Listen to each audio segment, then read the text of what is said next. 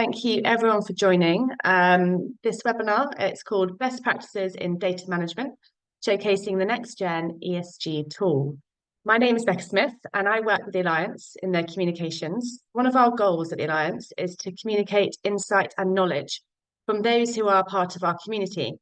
Members and partners of the Alliance have a wealth of information which can help really drive the industry towards net positive, and these webinars are designed to showcase and share this knowledge.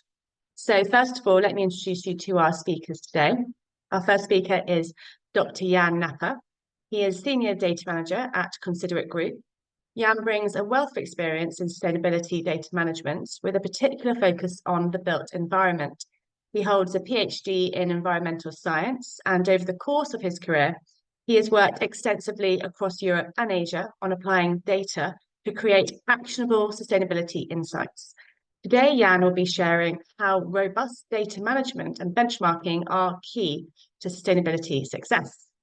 Our second speaker here is Nick Walsh. He is Data Manager at Considerate Group.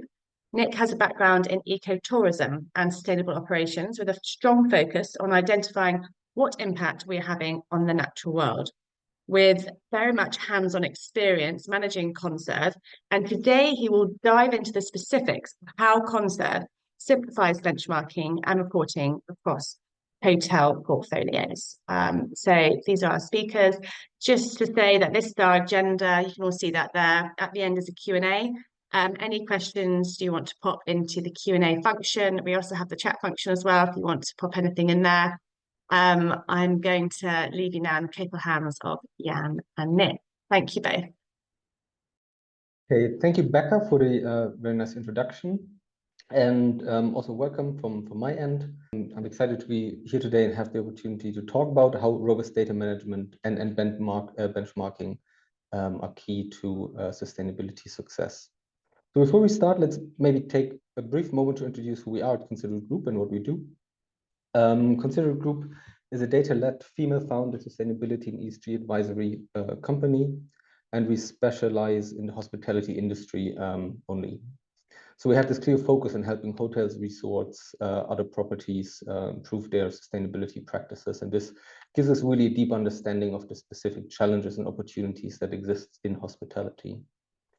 With over 10 years of experience in the hospitality space, we have a proven track record of delivering impactful results to our clients.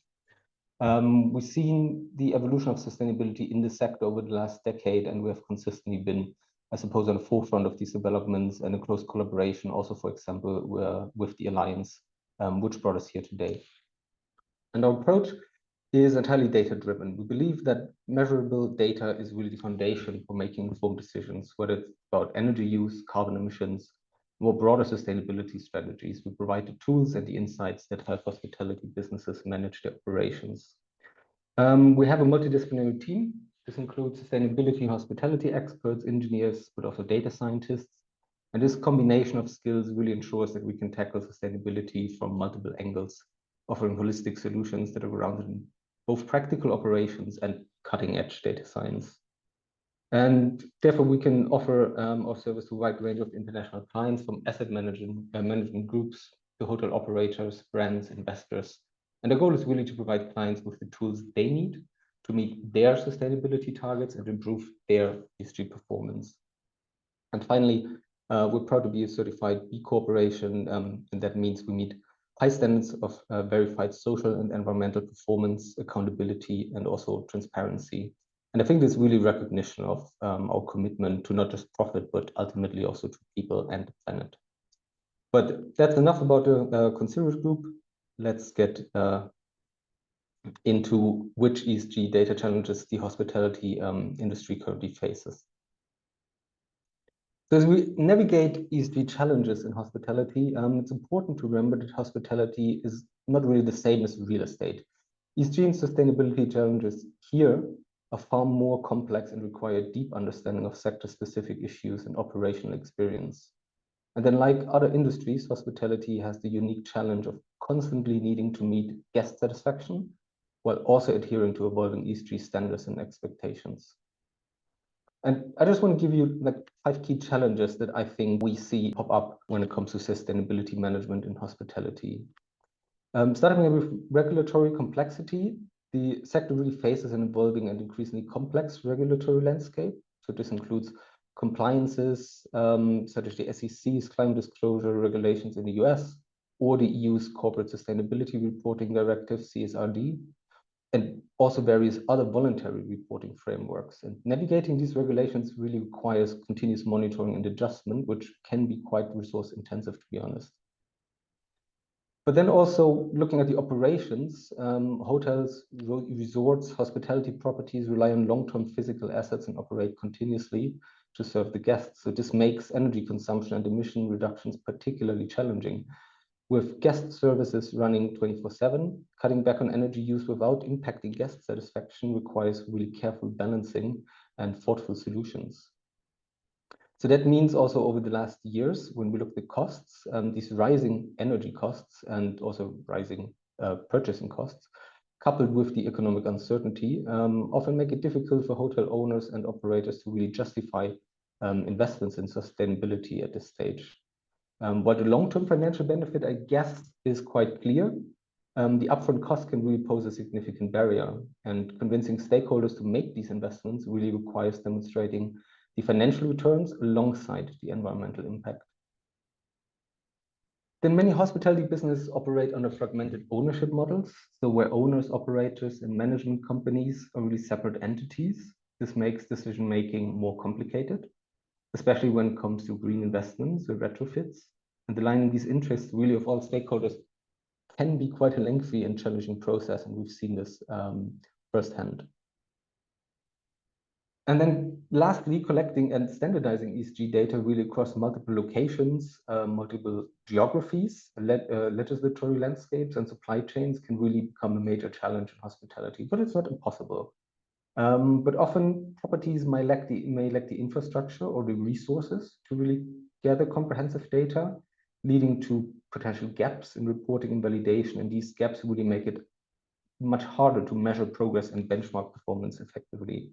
So today, I hope we will be able to look at a couple of solutions specifically for this last point on data quality.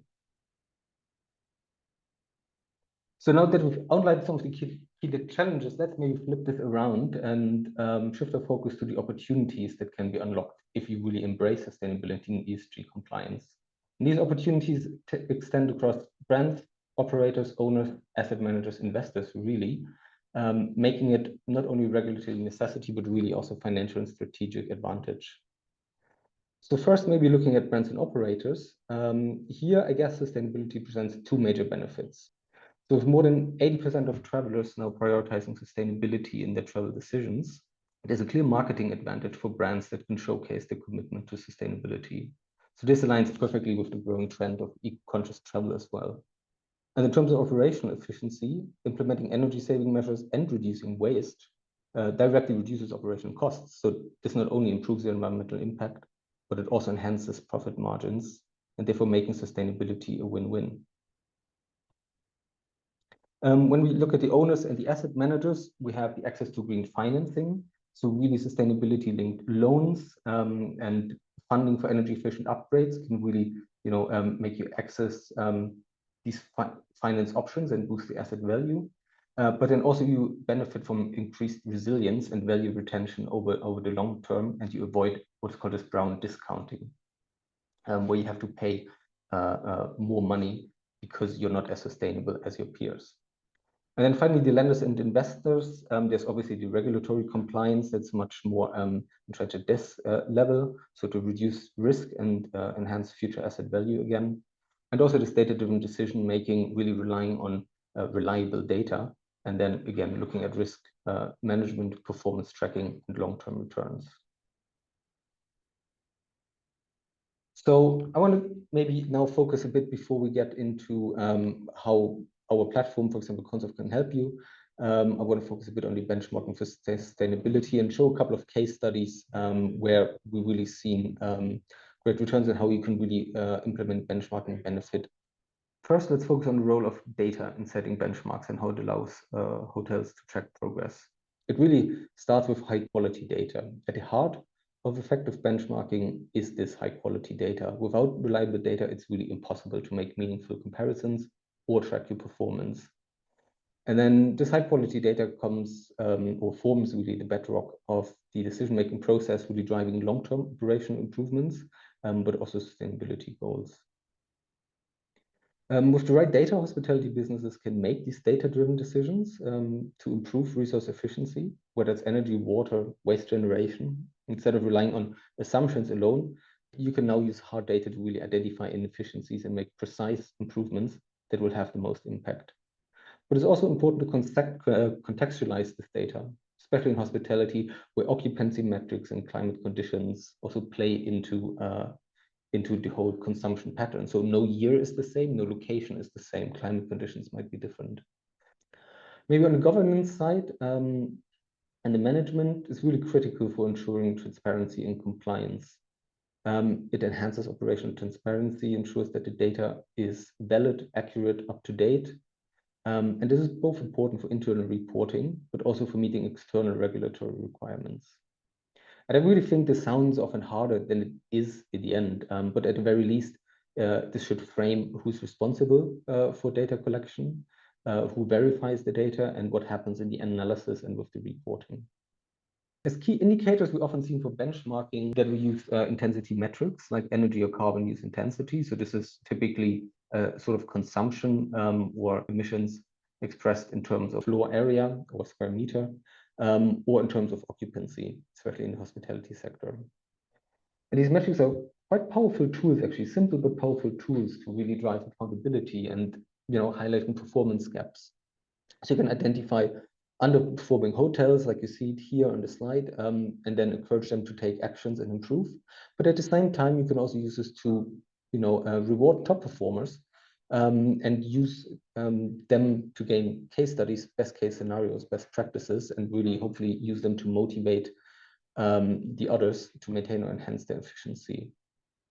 About a few examples, two examples maybe for some of our clients that really use this benchmarking to really drive action. For example, here we have the Oetker Collection, a long-standing client of ours within the ultra-luxury sector.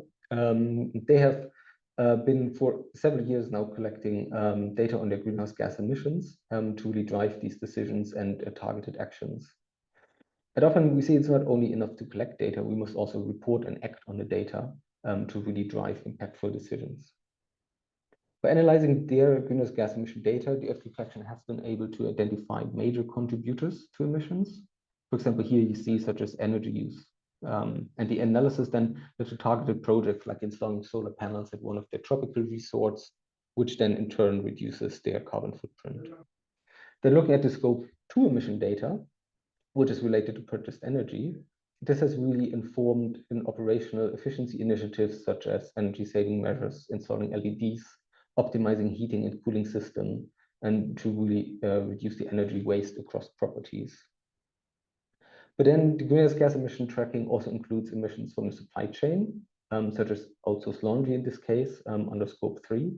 And this really broader view of emissions really helps the collection to make more eco-conscious procurement decisions, ultimately aligning with their sustainability objectives.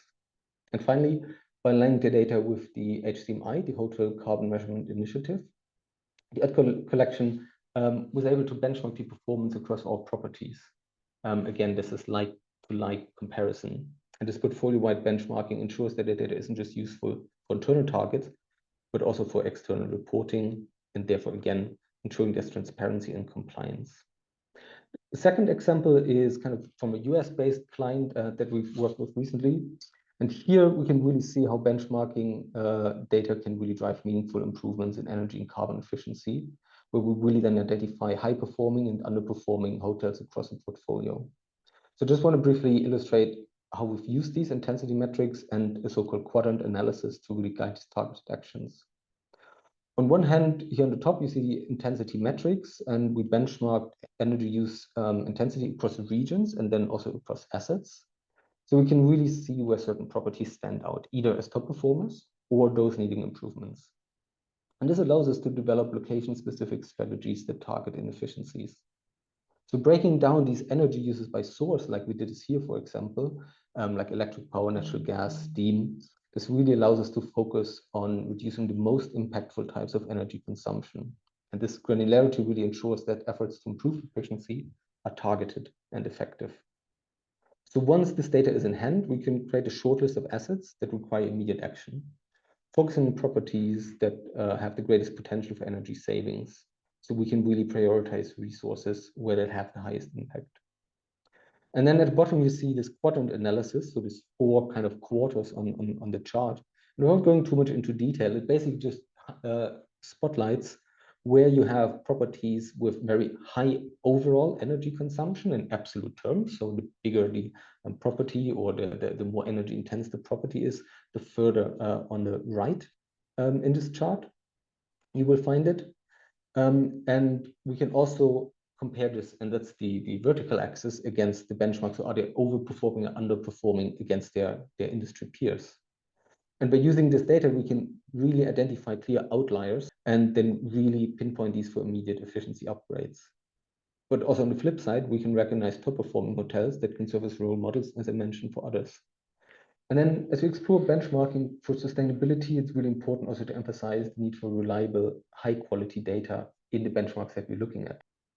So I brought one here as the first one would be the DeepKey ESG index. So DeepKey is also the underlying technology partner that we use for our platform. And that is across industry benchmark. It primarily tracks carbon energy intensity across a range of sectors. And this provides really useful baseline for hotels maybe operating with a focus in Europe to see how they stack up against broader industry standards. Next one here in the list is measurable ESGX. It's similar cross-industry benchmark, but more focused on the US market maybe. Like DeepKey, it tracks carbon and energy intensity, giving US-based hotels the ability to compare the performance. Well, not just against other hotels, but also against other sectors as well, if that's of interest. And then finally, as most of you definitely will know, we have the Cornell Hotel Sustainability Benchmarking Index, which is specifically designed for the hospitality industry. So that's hospitality specific. And this benchmark is particularly valuable because it uses the HCMI method developed by our co-hosts today, the Alliance and also the World Travel and Tourism Council. And it tracks carbon, energy, tracks water use, and it breaks it down, the performance by location and by market segment, so very granular and data set specifically for the hospitality industry. So that really means you can see how your property performs compared to others in your region and in your market segment. And for Conserve, we will also, on the data platform Conserve, we will also include this Cornell database index specifically for each hotel on the platform. And then while benchmarking, the energy use and the emissions performance is really a crucial step in driving improvements. It's really only part of a bigger picture. To really truly align with the long-term sustainability goals, hotels must also consider how their carbon trajectory, so looking into the future, not only into the present, fits into the wider industry standards for decarbonization. And this is, for example, where the CRREM framework comes in. So CRREM, the Carbon Risk Real Estate Monitor, provides a clear decarbonization pathway for real estate and hospitality. So this is a subsection specifically for hotels. And it sets science-based carbon reduction targets that align with global climate goals. So this really helps hotels reduce their carbon emissions going into the future to meet regulatory and investor expectations. So the CRREM framework is really aligned with the Paris Agreement ambition of keeping global temperatures or global temperature rise well below 2 degrees, preferably below 1.5 degrees. But for those who follow the news, we know that maybe this year we're already hitting higher than 1.5 degrees, unfortunately. So what benchmarking data allows hotels to assess where they currently stand in terms of energy use and emissions.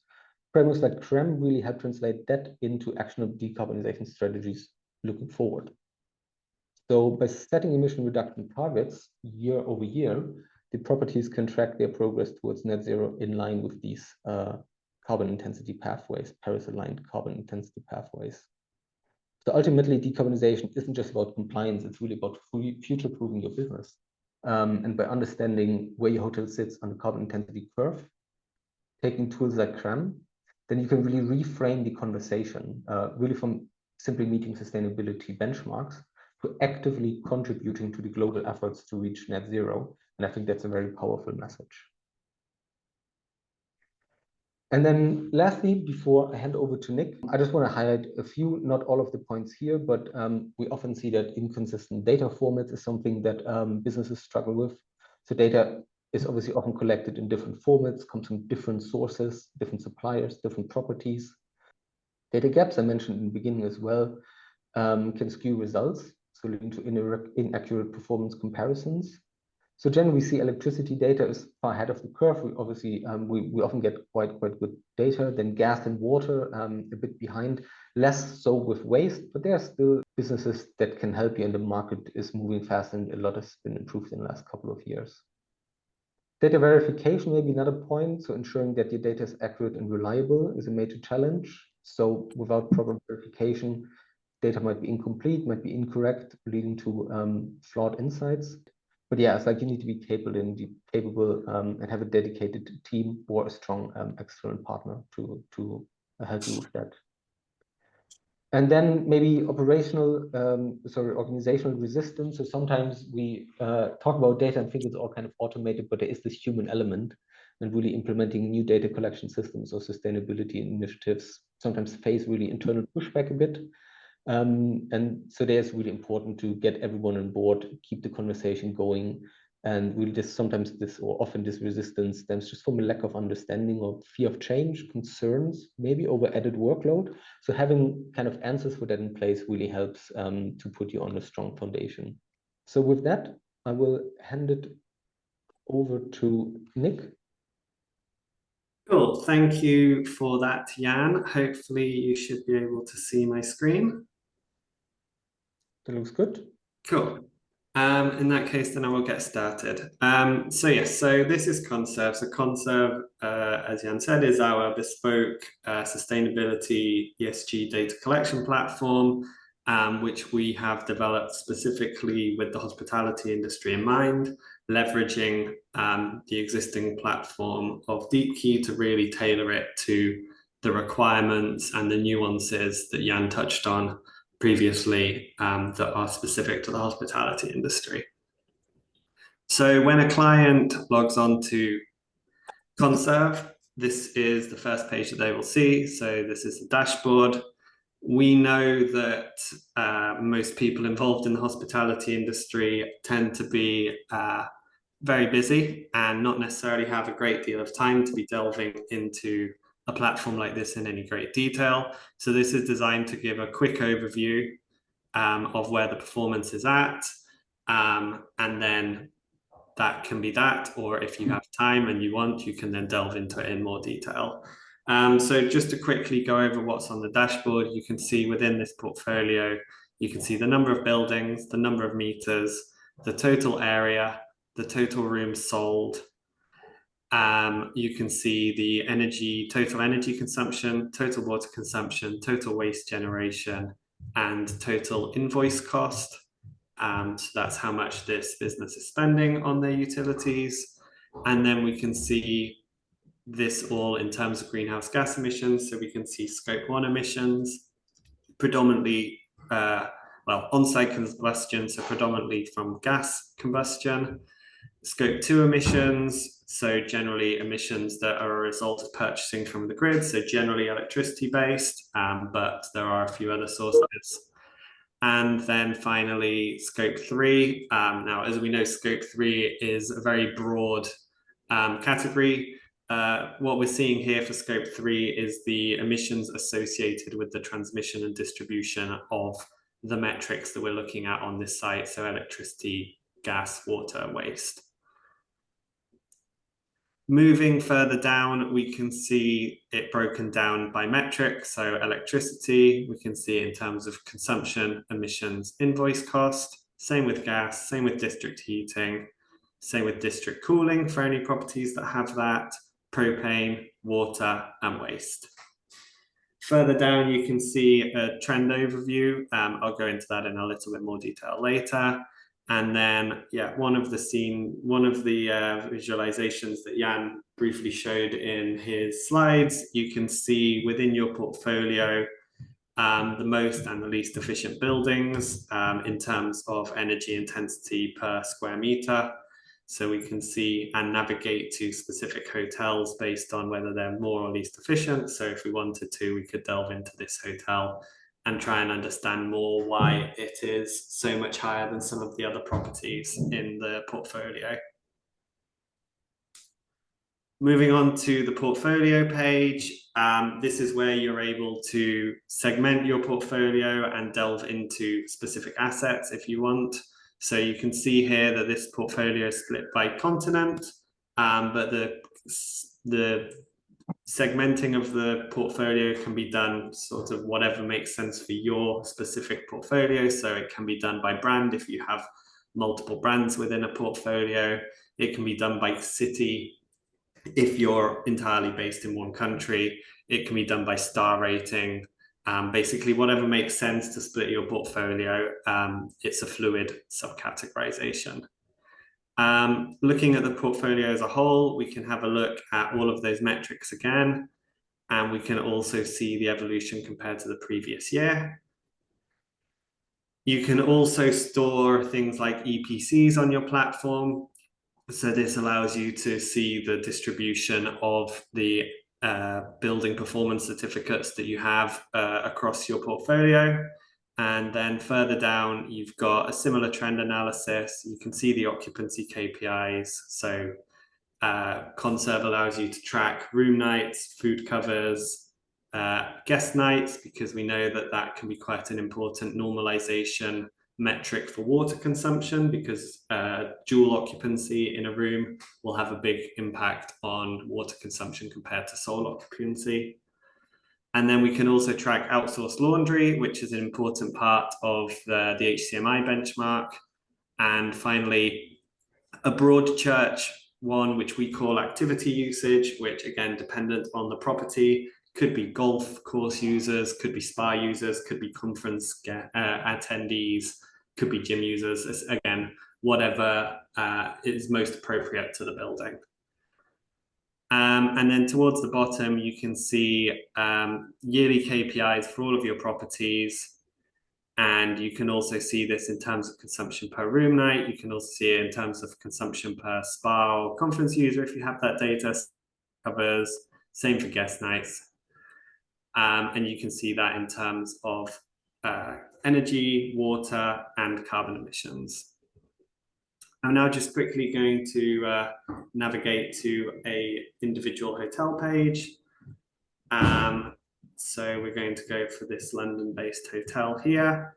When you go to a specific page, you can see sorts of some metadata about the hotel, so name, address, what type of heating and cooling energy it uses, type of hotel, STR classification, the PMS and BMS systems, number of rooms, number of event spaces, conference rooms, number of food and bev outlets, spa and fitness center, and whether the laundry is in-house or outsourced. Scrolling further down, you can see a risk analysis based on the hotel's location. And then moving right down to the bottom, you can see the property level benchmarking. So what we can see here is the property is compared to other assets in your portfolio from the same country that are of the same type, so other hotels in the United Kingdom. You've then got the typical practice benchmark, so that is measured against DeepKey's internal database of other United Kingdom-based hotels. And then the best practice DeepKey benchmark, where you can see the top 25 and top 15% of hotels in that region and of that type of asset. And as Jan briefly mentioned, as part of any onboarding process, we also add this dotted line, horizontal dotted line here, which is the industry benchmark.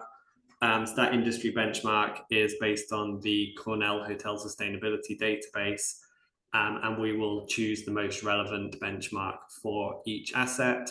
We will generally try to do it based on star rating and city, but we also know that it's important to have a robust benchmarking pool. So if there's only 2 assets within the Cornell database that fit that property, then we might start looking at other ways of benchmarking the property, which could be using climate zones. It could be going out to the country rather than city level. It could be looking at urban locations within that country. Basically, yeah, whatever keeps the benchmark relevant, but also keeps it robust, because small benchmarking pools can be skewed by outliers quite easily. And then we've got the map functionality. So this is how you can start looking at the split or the breadth of hotels in your portfolio, and this is a way of benchmarking internally. So if we look here at this, so you can see the assets that are colored orange or red are the biggest assets, green are the smaller assets, and then the size of the bubble is the consumption per floor area. So we can sort of immediately identify that there's certain properties that are both large assets, so we're looking for these colors, but also are fairly or very energy intensive assets, so that's the size of the bubble. So we're immediately seeing these three properties here as potentially properties that we might need to be focusing on as the start of a decarbonisation strategy. And then in a similar vein, we have the visual analytics section. So here, if we go, for example, to the KPI scatter chart, then once again, we can do something similar. So we can go electricity consumption per floor area as one KPI and floor area as the other. And again, that's just a different way of looking at it. But again, we can see that there's these hotels over here that are both energy intensive and also big assets. So what that means is that the total consumption will also be a lot higher. And then finally, in this section, we have the export data section. So this is a tailored exporting section where you can choose which columns you want to export. You can export building information, meter information, actual consumption data, right down to hourly intervals. And then I'm just going to head down to the greenhouse gas section, because as Jan mentioned, it's important that data is robust and auditable. And if we scroll to the right of this, we can see that each emissions factor that is used on the platform, there's a source that is provided, whether it's the IEA or whether it's a country-specific one, which allows you to see which emissions factors have been used in calculating your baseline inventory, and be able to include that in any external reporting, whether voluntary or mandatory, and again, just makes it an auditable and a reliable source of data. I'm just going to quickly touch on how data comes into the platform now. So one of the things that we're most excited by with our upgrade to this new platform is its connectivity. So DeepKey comes with over 4,400 connectors, which Conserve by DeepKey can leverage, which essentially these connectors range from utility providers to meter distribution operators within a country, which is sort of one level above the utility provider, to BMS or other submetering solutions. And basically what that means is that we can automate as much of your data as possible, which is important in terms of ensuring that there's a reliable foundation of data, whilst also reducing the workload of on-site teams. Where the connector is with utility companies, this foundation of data might just be based on invoices. So the way that it works is that every time that an invoice is posted to the utility portal, it will also be added to Conserve, and the relevant information such as consumption and cost will be passed from the invoice and uploaded onto the platform.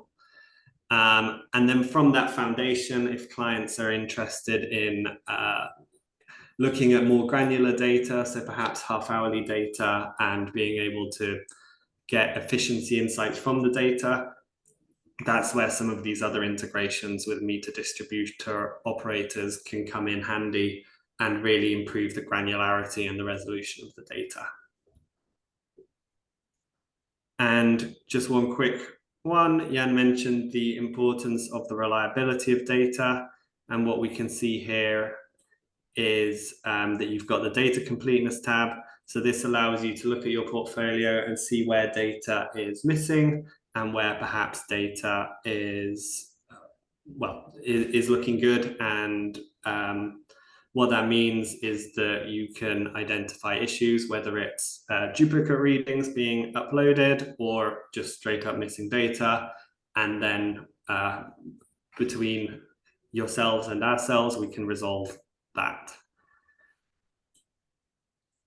And then we have the investment plan section. So Jan briefly touched on the CRREM analysis and how important that is for assets to not just think of how they are benchmarking against other assets sort of at this present moment in time, but also projecting forwards and thinking about what assets need to do to remain ahead of the curve over the next 25 to 30 years.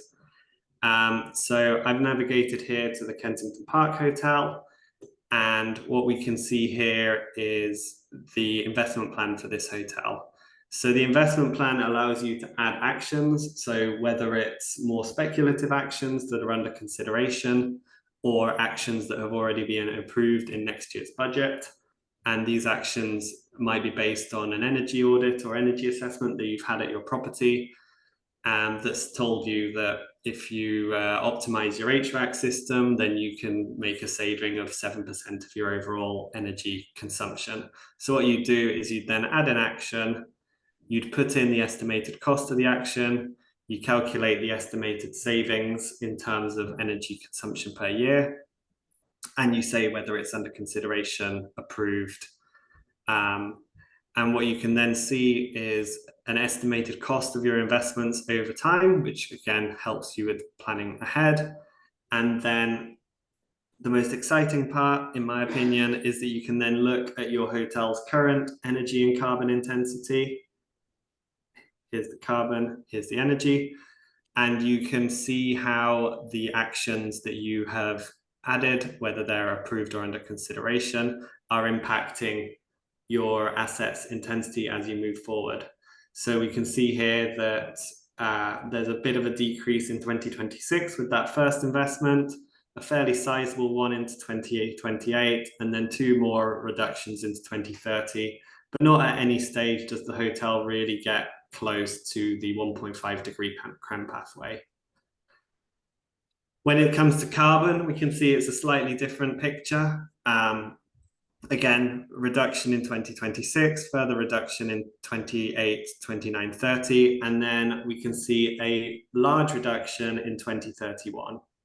And the reason that this wasn't mimicked on the energy intensity one is that rather than reducing the energy intensity, that project is actually aimed at creating clean or renewable energy. So solar thermal panels were going to be installed.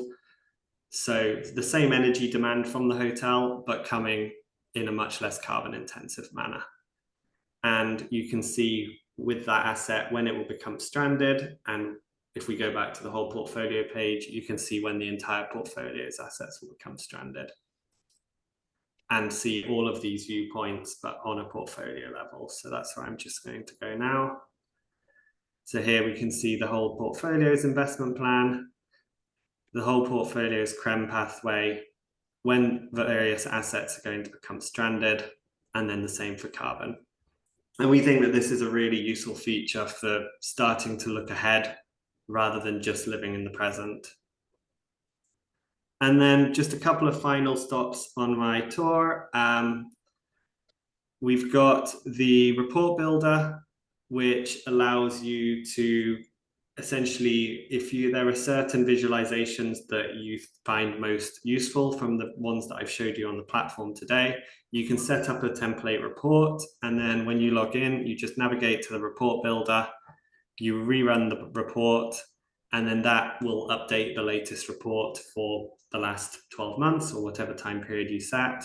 If we look at one that I created previously, we can see, yeah, for this portfolio, the energy consumption for 2023, you can see it split into the constituent sources, carbon emissions, again, carbon emission per source, those CRREM analyses, and then a consumption breakdown per metric. So electricity, gas, district heating, district cooling, propane and water. Currently, these have to be downloaded when you go in, but one of the things that we're actively working on and we're hoping to push through in early Q1 2025 is the ability to set these up as scheduled emails, so that perhaps every month you'll receive this email showing you your performance and yeah, in a digestible way and a way that you find relevant. And then finally, there's the alerts section.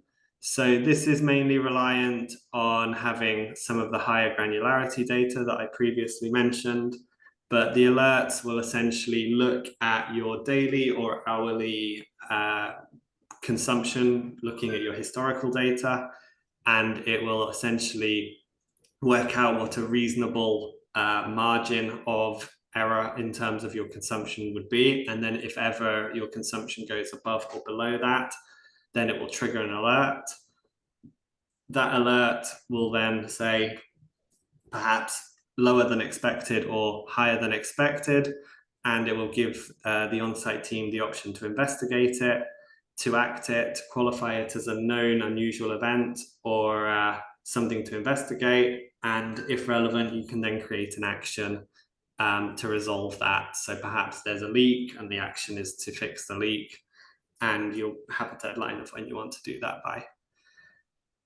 So there are other parts of Conserve, and that is by no means an exhaustive tour, but I think hopefully that has shown you sort of how you can use it to really identify which assets you need to be targeting and to benchmark both internally, but also against known databases like the DeepKey database, the Cornell database, and also looking forwards at the CRREM pathways when we're thinking of trying to keep that warming below ideally 1.5 degrees. And with that, I will pass it back to Jan. Thanks, Nick, for that, for the tour of Conserve, and how that showed a bit the capabilities of the platform and what we can offer and what we have in the pipeline, how really this sits as a hospitality specific platform on the back of the platform our technology partner DP offers to the wider kind of real estate market. Just before we go into the Q&A, allow me maybe just one more minute to briefly touch on kind of the global reach that the platform has at the moment. So the underlying platform, as Nick mentioned, has more than 4,000 utility connectors, making it really easy to get data in and out of the platform. There's many data entry if you're not at that stage yet, but that's definitely something we work with our clients towards, automated data feeds, and is really operational in more than 60 countries. And you see here's just a couple of clients that we work with that use the platform globally. And then also just to ensure everyone, the data is really kind of also audit grade. So we have a couple of standards that the online platform adheres to and really guarantees robustness and data safety. And also as part of what you've seen in the platform, but also some of the advisory services we offer, obviously we can work with a wide variety of hospitality specific or wider kind of cross-sectoral frameworks and certifications. So part of the data obviously goes in there, and sometimes it's your in-house team or our team that supports you with filling the gaps of data that might or might not be collected on the platform. And that concludes it. And I guess we have a couple of questions already that came in, I saw, and I'll hand it back to you, Becca. Thank you, Jan. Thank you, Nick. Thanks everybody for putting in questions. I'm just going to sort of do it in sort of first come, first serve, whoever put their question first. First question to you both. Does your system store information or files along with data to support the GSTC auditing process? I can take this. So yes, you have the opportunity to upload files onto the platform as well. So at every meter level where you where you create a meter, there's an option to add files to this. But also if you use kind of the capability to parse data, consumption data and cost data straight from the invoice, obviously that invoice will be archived on the platform. So there's really this auditable trail of your data. So that shouldn't be a problem. Yes. Thank you, Jan. Another one, good reporting and analysis come from quality data input. I know you touched upon data input in your presentations, but could you provide more details on the effective data collection methods commonly used in the industry at the moment to achieve limited assurance for reporting? And what are the pros and cons of these methods? I think that one will be more of a me question. So yes, I mean, you're quite right. Quality data does sort of underpin everything that we do, and that's why we're so excited about the 4,000 plus connectors that we can use to automate as much of that data collection as possible. I think, yeah, in terms of a lot of those connectors, which are the invoice parsers, as I briefly touched on, that does it provides a really good foundation of data, but it is limited to monthly data. So fantastic for reporting and for baselining, but you might want to then improve that quality of the data, and that can be done through other connectors such as BMS integrations, submetering systems. If in certain countries, the commercial meters will collect half-hourly data sort of as standard, and we can then tap into that data. It's generally not live, it's generally uploaded sort of on a 24-hour +1 basis. So at 6 a.m. on the Wednesday, you would get the entirety of Tuesday's consumption on a half-hourly basis. And then where that isn't possible, we do also have clients that on top of that foundation of the invoice capture, their engineers will be taking daily reads and sort of cross-referencing them against what the billing company is issuing. But yeah, it means that we've got daily data to run some extra analyses on, like in our reporting, we'll look at regression analyses to understand the impact of room nights or heating requirements on changes in energy, gas, water consumption.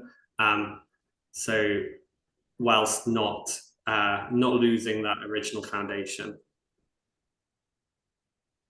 Lovely, thanks, Nick. We've had more questions about data and about how do you capture data at what frequency. I think we've just touched upon that.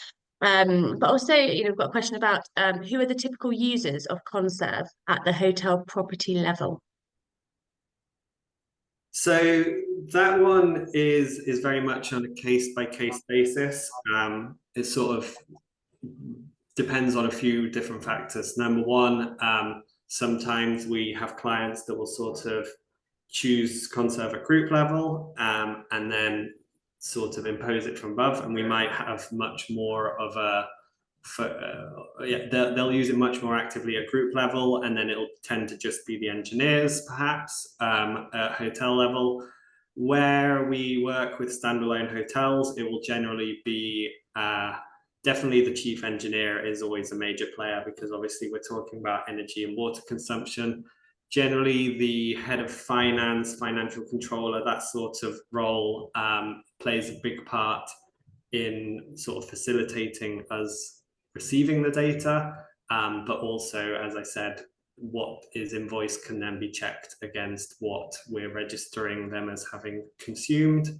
And then, yeah, again, with the smaller groups, the GMs tend to play a more active role, whereas, yeah, with the bigger groups, it tends to be mainly engineer and financial controller based.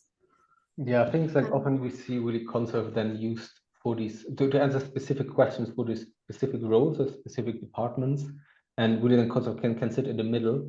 And with, I guess, the majority of our clients, we also develop bespoke reporting frameworks that report on the emissions, on the consumptions in a way that sits on top of what the platform is capable for. So we can really build very bespoke reporting frameworks for our clients. And that then means, for example, the engineer might be more using the platform to enter the data and look at day-to-day operations, whilst the GM or somebody at the head office isn't logging into the platform on a daily basis, but maybe on a monthly basis, and then gets a quarterly report with a call where we can talk through what's on the platform and really go through the platform together. So we see a lot of different use cases, but really, yeah, that depends on everybody's individual kind of preferences and priorities, I suppose. Thanks, Jan. I think Nick just answered this, but do you think your platform is suitable for a standalone independent hotel? Yeah, we've got various standalone hotels or groups of 2 or 3 that use the platform. As I said, yeah, or as Jan said, we do have that reporting that comes alongside it. And yeah, the connectors make it more scalable for bigger portfolios, but that's sort of on top of the platform that we've always had, which has been very much focused on asset level operations and giving data to the people that are running the hotels and helping them to make data-driven decisions. Thank you. We've got a couple of minutes left. One question: do you also collect social KPIs? Yes, so one of the features that is going to be going live in the next month or so is a ESG form, which will, on top of the utility data collection, it will allow clients to answer essentially an ESG review questionnaire, and will then provide them with a score across between 10 and 14 topics across E, S, and G. So that will allow us to collect data on things like staff engagement, guest engagement, volunteering hours. It can be sort of yes or no questions in terms of policies and governance structures, and also things like air quality monitoring, biodiversity. So that's definitely an area that we're developing at the moment. And that will be a standard form. And then we do also have the capability to create bespoke forms. So if clients want to use it as part of their ESG reporting, we can create bespoke forms, and some of these forms can also be aligned to things like EU taxonomy, CSRD, GRESB, etc. Thank you. And 4 o'clock on the dot, I've got 2 questions. We'll just quickly get them done. Do you capture monthly or daily consumption? We capture the highest resolution of data that is available. So first preference is always half hourly, because that gives really interesting insights on how consumption changes across the day. Next priority would always be daily. And then monthly is very much sort of trying to get a good foundation of data, but we will always try to build on that.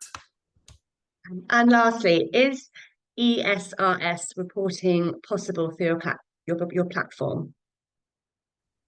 So yeah, so ESRS that then plays into the CSRD reporting requirements, and this, I guess, as Nick said, we have the opportunity to build bespoke forms for clients. That obviously needs a bit of preparation and thinking through, but I guess because these kind of data points that you need to collect as part of the CSRD are then very bespoke to the individual company. But I don't see why we could be able to put the majority of this into the platform or report into an existing reporting framework if you have one. Thank you, everybody, for joining us. Thank you, Jan. Thank you, Nick. Jan, I know you've got a slide or 2 just to finish up just with some more information. This recording is going to be emailed out to everyone who's attended. And Jan has a nice little QR code that might be quite useful for all of you. I'll just hand it back to Jan. Exactly. Thank you, Becca. So yes, to just round this off, for everyone who's here at a webinar, just a small thank you offer. Basically, if you scan the code or follow the URL that's displayed here, then that gives you brings you to a form. If you leave your details there, we can get in touch, and you will get a free onboarding, which is typically worth about £700 until the end of this month.